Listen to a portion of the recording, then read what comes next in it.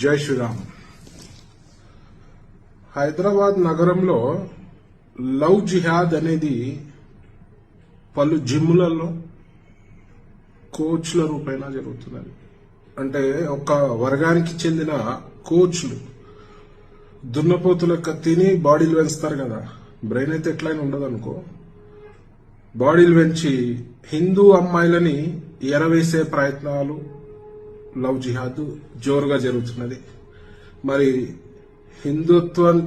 హిందూ సమాజానికి చెందిన సోదరులందరూ కూడా మీరు జాగ్రత్తగా ఉండాలి. ఈ అదోల ఉచ్చులో పడి జీవితాలు నాశనం చేసుకోవద్దు అని చెప్పి నేను మనవి చేస్తున్నా. ఇంకో విషయం ఏంటంటే, ఒక సినిమా యాక్టర్కి చెందిన జిమ్ లో ఇట్లాంటి సంఘటన ఒకటి వెరీ రీసెంట్ గా జరిగింది. మరి నేను ఇమీడియట్ గా ఆ సినిమా యాక్టర్ కి ఫోన్ చేసి, మరి మీ జిమ్ లో ఇలాంటి సంఘటనలు జరుగుతున్నాయి, మరి ఇమీడియట్ గా వర్గానికి చెందిన కోచ్లని తీసేయాలి, లేదంటే మేము తీవ్రంగా మరి స్పందించాల్సి వస్తుందని చెప్పి నేను ఆ యాక్టర్ కి చెప్పడం జరిగింది. సరే, యాక్టర్ పేరు ఎందుకు గాని, అయితే ఇమీడియట్ గా వారు స్పందించి ఇమీడియట్ గా వాడిని తీసేయడం జరిగింది. తీసేస్తే విచిత్రం ఏంటంటే, వాడెళ్ళి పోలీస్ స్టేషన్ లో ఈ యాక్టర్ పై కేసు పెట్టినాడు. అంటే ఎంత దౌర్జన్యానికి పాల్పడుతుర్రో ఇలాంటి ఉగ్ర మూకలు అనేది మీ అందరి దృష్టికి తీసుకురావాలనే ఒక వీడియో. మరి హిందూ సోదరులు అందరూ కూడా, చెల్లెళ్ళందరూ కూడా జాగ్రత్తగా ఉండాలి. ఇలాంటి ఉచ్చులలో పడొద్దు.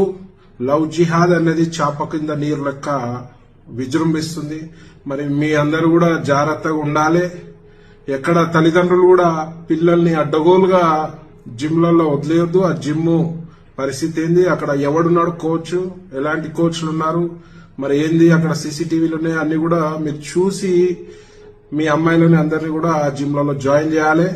మరి హిందుత్వంపై రకరకాల కుట్రలో భాగంగా ఇది ఒక కుట్ర ఉన్నది కాబట్టి అందరూ కూడా దయచేసి జాగ్రత్తగా ఉండవలసిందిగా మనవి చేస్తూ, మరి ఎవరికన్నా ఎలాంటి ఇబ్బంది అయితే చికోటి ప్రవీణ్ ఉంటాడు. ఎల్లప్పుడూ ఇలాంటి ఉగ్రవాదులని, ఉగ్రమూకల్ని తోలు తీసే పనిలో హైందవ ధర్మరక్షకులు చాలా మంది ఉన్నారు, అందులో నేను కూడా ఒక భాగము. మరి ఎవరికి ఎలాంటి సమస్య వచ్చినా మా దృష్టికి కూడా తీసుకురావాల్సిందిగా మనవి చేస్తూ, మీ చికోటి.